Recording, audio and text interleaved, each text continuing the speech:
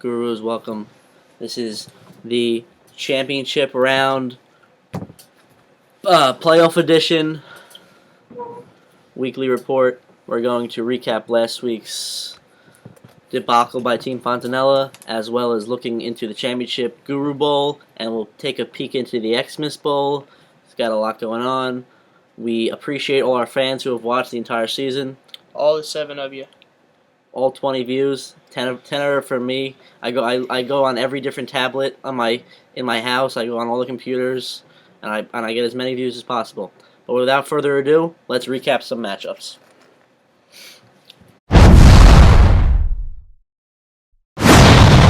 Coach Jim, the heavy favorite coming into this matchup against Deef's Nuts. Deef's Nuts absolutely drops a 132 salami sandwich, bologna with cheese. Only one man saw this coming, and that was Deef's. You gotta hand it to him. Deef's Nuts, you have to believe in. You know, it's incredible the run he's been putting on, starting guys like Robbie Anderson. I mean, it's impressive the way that guys come to play for him. Russ had a nice week. DeMarco had another solid week. Ty Montgomery, wow, what a start, 30 points. That's the total guru move, got to give it to him. Tyrell Williams has been quiet. Antonio, very quiet.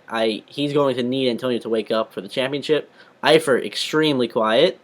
Anderson had that nice long touchdown on Thursday Night Football. Dolphins D put up 25 against the Jets on Thursday Night Football. And Steven Gostowski put up 12 points. What an effort. Moving over to Coach Jim. Did not hit 100 points, but 96.7. You hear Porch sounding very, very frustrated because it's just the total Goodman yearly letdown. Luck puts up 18. Jordan Howard had a nice week, 20. Hyde only put up 6. How inconsistent has he been all season? Evans cooled off on Sunday Night Football. Cooper did absolutely nothing against San Diego. Graham has been very quiet. Tevin Coleman, stagnant. Patriots D put up 18, and Tucker put up 12 points.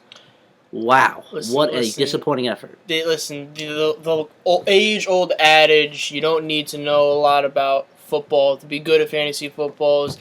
This league, more than ever, proves that Dennis Hassett has 2 rings, and David Goodman is the yearly choke artist. We have to agree, David Goodman knows a shitload about football. He knows more. He knows the running back on the Northern Iowa. He knows every star in the NFL in the next 30 years. They're not even born yet. That's how far ahead Goodman looks. But you look at the name, as you mentioned, Fawn. You look at the names: Evans 8, Cooper 3, Graham 3.5.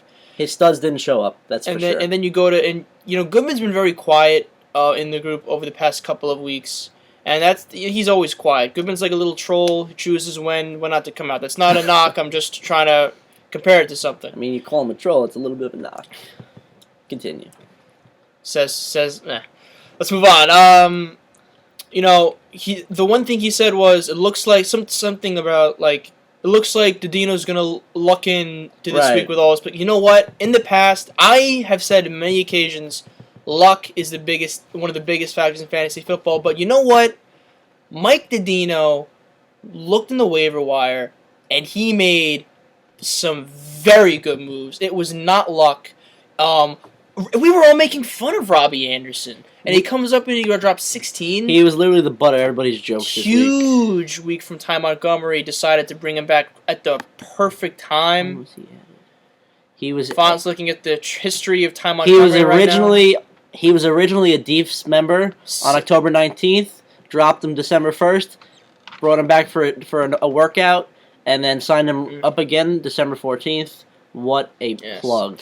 I'm very impressed with Deef's Nuts. Listen, I've said from day one in this league, he deserves his respect. He's a very good owner. We'll get to some issues I have when we break down the actual Guru Bowl itself, but nothing for respect for Deef's right now. He's all in on himself, and you gotta respect that. Deef's headed to the championship.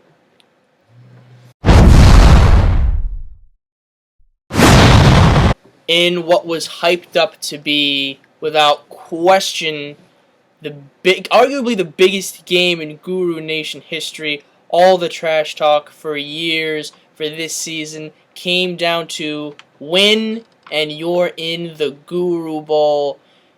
and the behemoth that has been around Guru Nation since week 1, Long Island Pickers, does what they're supposed to do. They make it to the big one, avenge their upset loss to Team Fontanella. You put up a good fight, Font. You can't. Well, I can't say that because I'm not you. Do you have any regrets? What is your reflection on this matchup? I lost by a little bit over 12, and I was torn. Part of me wanted to play Jets defense because they were playing against Matt Moore. Part of me wanted to play them because they were playing on Thursday night, and I wanted to watch and root for them. Part of me didn't know what the fuck he was thinking. And that went up to the last minute, up to like 8:19. I finalized that roster. Jets defense doesn't do anything. Has 1 point. Gets Matt Moore looked like fucking Joe. Looked like fucking. Who did he look like out there? Joe Montana. He looked like Joe Montana. He looked like Broadway Joe out there. Absolute. Oh, that's Joe Namath. You caught yourself though, so it's fine. You caught yourself. He looked like the Namath and the Montana out there. Absolutely, just lit up the Jets defense. But the good thing is, I can't say that I lost because of that, because the Cardinals defense continued to disappoint, got lit up by Drew Brees himself. Also, Janikowski was going to be plugged in for me, and I started Hauschka because he was on Thursday night, because I love watching primetime games, and that didn't cost me either. I would have lost by like 11 I would have still lost by 1 if I had plugged those guys in. That was the only thing that would have disappointed me. Other than that, your Rawls on Thursday night, 5 points. How disappointing was that? In a game that they easily won, and I thought they were going to run heavy. I mean, I was here. You were here. I was here. Dino was here. Porsche had to give me pencils, and I had to just break pencils, so I didn't break any furniture or anything else. I had a knife. I had a very dangerous set of safety scissors. I had a pair of safety scissors literally up here the entire fucking night. It was a rough night. I don't know how I managed to get home without crashing my car. But after that, other than that, Hopkins showed up, which I'm very pleased with. Hill had 11 points in the first quarter and then fucking went to bed. Had finished with another .6. Such a Jeremy Hill game. Such a Hill game. 20 carries, 37 yards, and a touchdown. Like, fuck you. LaShawn McCoy did shady things. Yes. Cam on Monday night did a lot, didn't do enough, but can't blame him. And Kelsey, what a shock, 5.6 points. Yeah. He's been so up or down all year. Yeah. Moving over to Dom's team, Big Ben. When I saw Big Ben and Le'Veon combined for under 30, I was ecstatic. I thought that was huge. Turns out, though, that it was not enough. Ezekiel Elliott exploded on Sunday night. It's very, very tough to watch that game. Michael Thomas had a very late, short touchdown. That short touchdown absolutely crushed my dreams because I was feeling decent going into that Sunday night game, and that really ruined everything for me. My thoughts on Picker's team is Picker's team Picker's team will win. We'll get to that later, but Picker's team goes when Greg Olsen goes, in my opinion. Any thoughts, Porch? I think barring a shocking Vikings D -2, this would have been the classic Long Island Pickers game we've seen. Just that, and we'll get to a lot of things later. Vikings D, pretty much in the doghouse for Don Bove and Connor James into the Guru Bowl. But I think one of the biggest, just crushing things about, I think I ended up taking on Pickers week 1 or 2 before they turned into absolute monsters. But I wouldn't even want to. I couldn't even imagine being in your position, being as nervous as you are, and going through the entire day thinking, oh man, Fitzgerald, Thomas, Vikings D, Bailey, Edelman, all these stars. Okay, Le'Veon and Big Ben are done. Thank God. Oh wait, he's got Zeke tonight. Right. It's insane. After the game, well, first of all, the one thing I didn't appreciate from Dom was 427. Fitzgerald had just caught a pass and fumbled for negative, so he got -2. 427. Dom texts me, "Congrats, man." Oh God. I'm just starting to tolerate Dom again, and then he says that. I'm just barely being able to maybe be in the same room as Dom. You gotta save it for Xmas Bowl, man.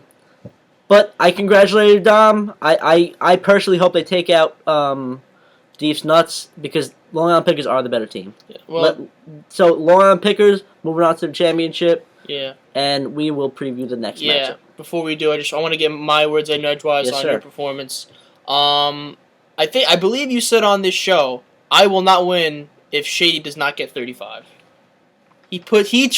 Man, you've drafted him 2 years in a row. I believe first overall, possibly 2 years in a row, and he shows up. He shows up, but he's a fucking he's a jog around the block away from ripping both hamstrings. Him and Cam combined for 50.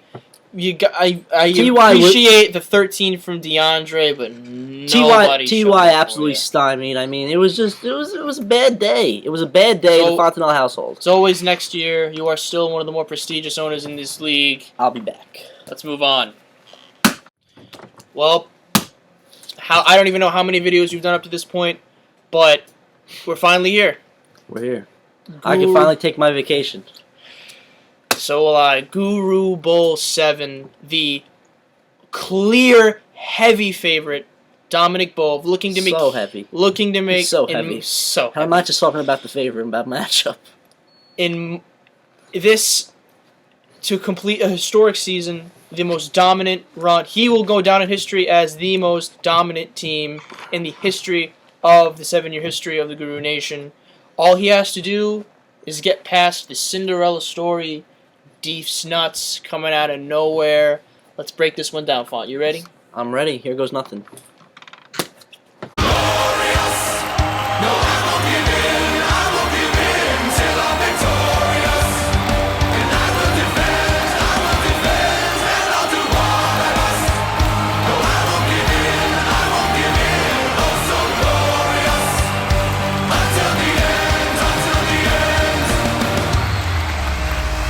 Here we are, championship game.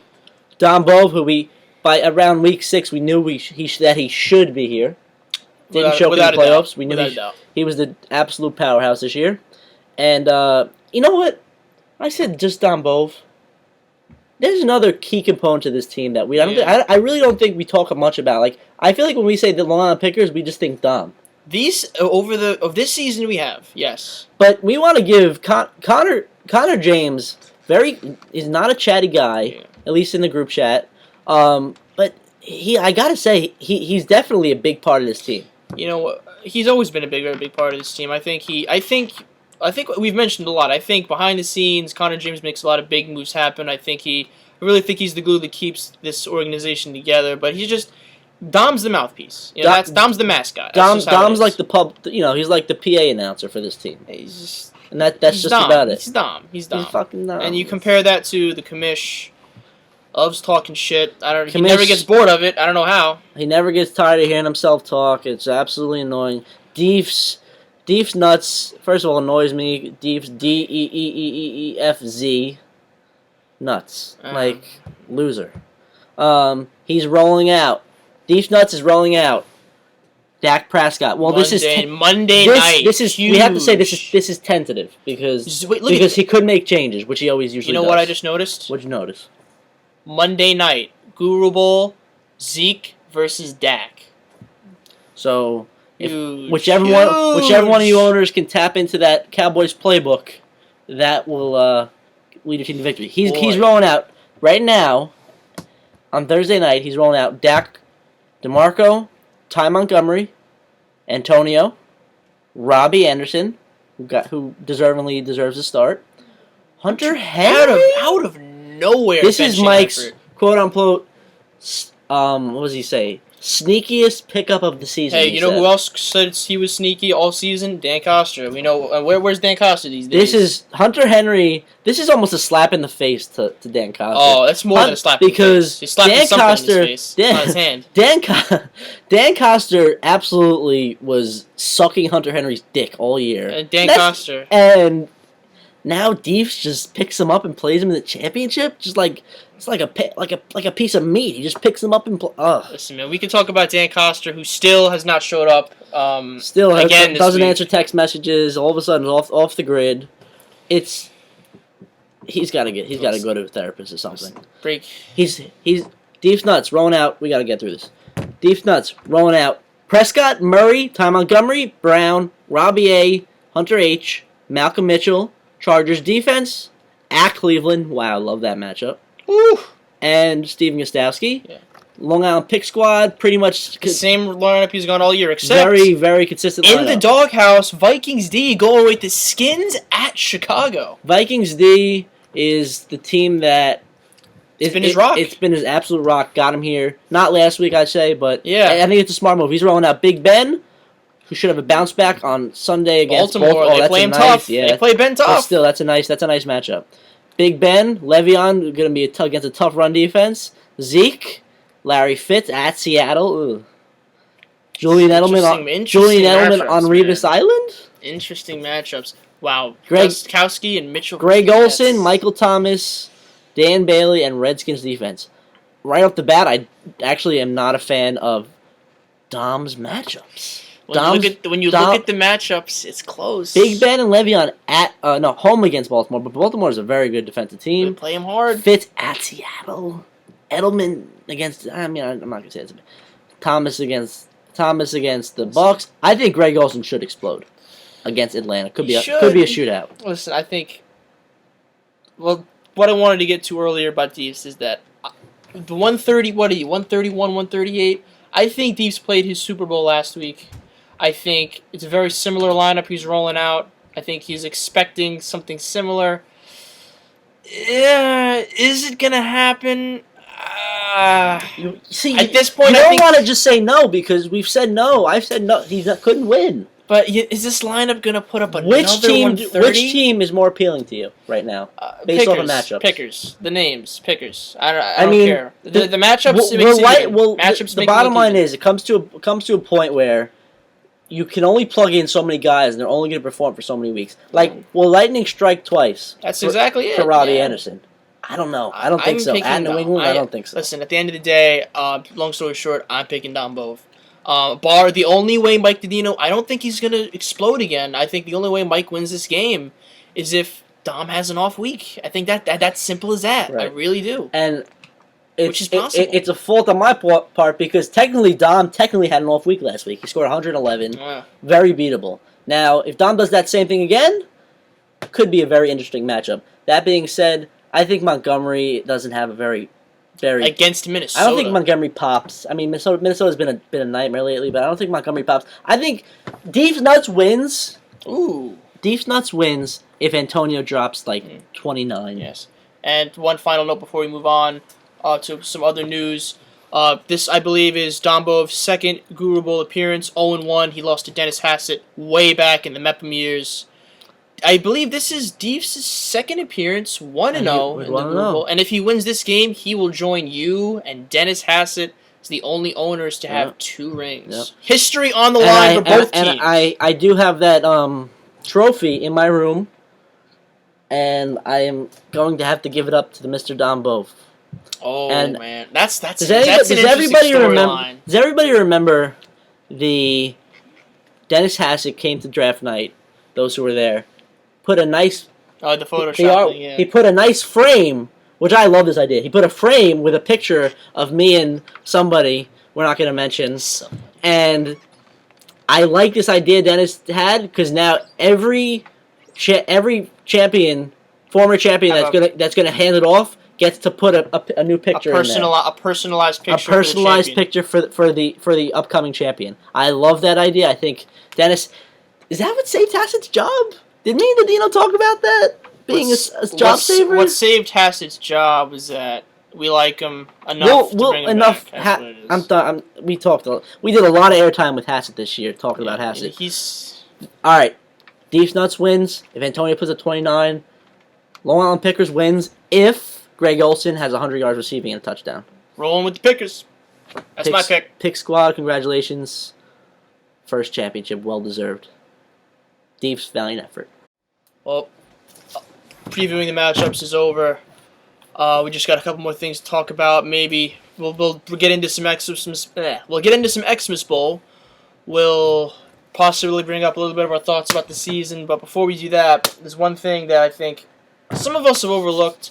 Some of us have kept mentioning a long time ago. Hopefully I can find it and bring it in here. But, Font, you said that in a very, very passionate speech on this show, you said that if Don Bove were to actually win the championship, you would get a very special tattoo somewhere on your body. I think the world is wondering, this league especially is wondering, now that that is a very much possibility. It's a probability. Highly probable. Are you banking on it? Were you legit? Will it happen? I was legit because this league's a very important piece of my life. I mean, how many times do I have to say that to this great nation? This league's a huge part of my life, and I said it way back when. And if I don't go through with getting a tattoo if Dom wins, then I'm a coward. I don't want to be a coward. I want to go through with what I said. I mean, it'll be a little small something that has to do with a certain someone and a certain someone we're not going to get into. But yeah, if Dom wins, which it's looking pretty good right now, there will be one sheet warmed up for Team Font at Wild Child Tattoo. And we may film it if Dom wins. Boy. We may bring our show on the road for a quick little tattoo session. Let's talk some Xmas Bowl. Alright. Let's talk Xmas Bowl. Font. Actually, I like to ask this question for you. I had this in the group. So we redrafted, obviously. Yes, we did. Same ranked picks, but this time you changed up your strategy here. I You did. switched. What made you go to Mike Didino instead of... You were talking up, Ben. What happened? I gotta ask. You want to know what happened? What happened was he started with this whole fact that I don't know what somebody wrote something like I think he's Dom. Ben wrote in the chat like we got to get the trio back and it was Hoff. He was like I got to be with Didino or something, he said. And that he said he was kidding. I texted him right away. He's like, all mind games, man. But that hurt, to publicly go out and say that, you're not happy to be on Font's fam, hurts.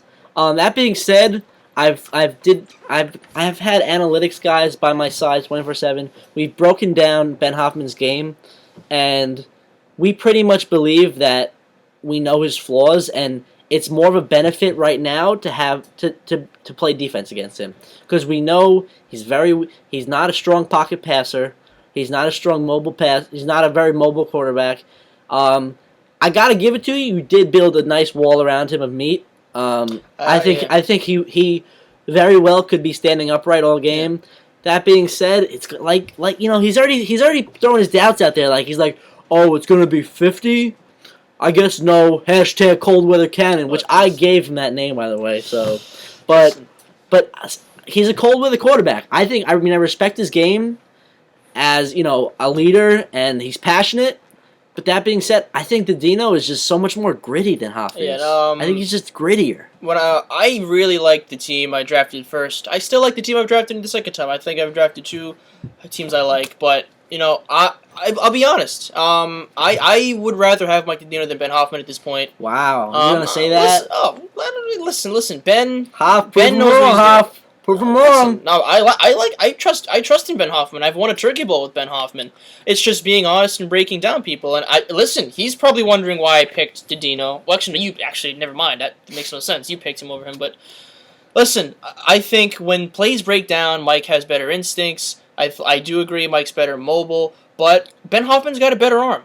And I think if you can protect him, which I think I've done a good job in doing, I've given him in stock. Remember, I've given him Dylan stock, and if Chris Durkin does not tear his ACL in the pregame warm-ups like he did last year, I have drafted the two best players. That's insulting. A healthy Chris Durkin and Dylan stock. I like Chris Durkin. Have fun, Hoff! I like Chris Durkin, but Chris Durkin of 2010 is not Chris Durkin today. You're a believer in the 2016 Chris Durkin is in decline?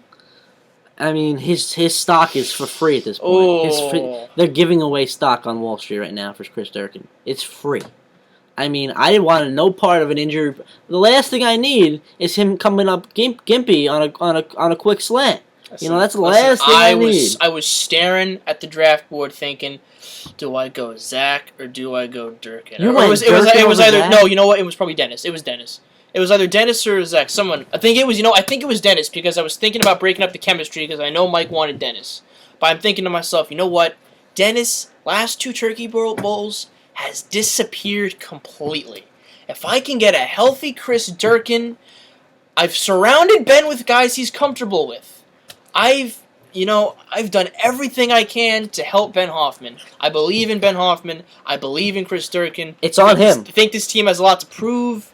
I think they can go out and really show up. Our offense could be explosive. Can we agree on that? I like your offense very much. Yes. I think our offense could be explosive. If Dennis, we know Zach will have a couple big plays like he always does.